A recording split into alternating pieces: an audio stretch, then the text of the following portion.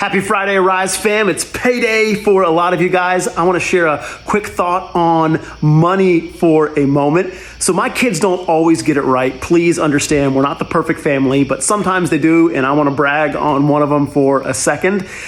This Sunday, one of my kids was amped to give back to the church. How it works in our family is they have 10 key chores each. They get 10 cents for each one of them.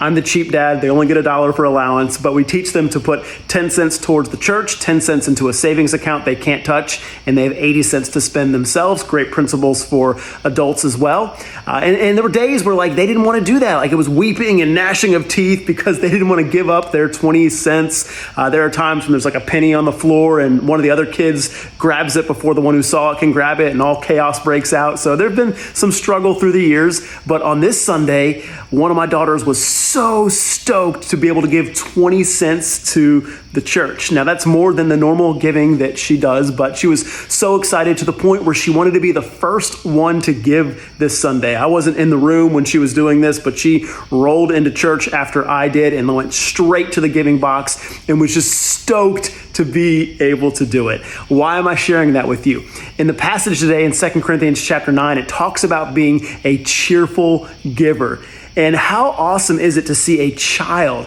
just so elated and cheerful to be able to give to the Lord. And it says in that same passage that we shouldn't give out of compulsion or out of somebody tricking you into it. And so if that's ever happened to you, I'm for real sorry that's happened.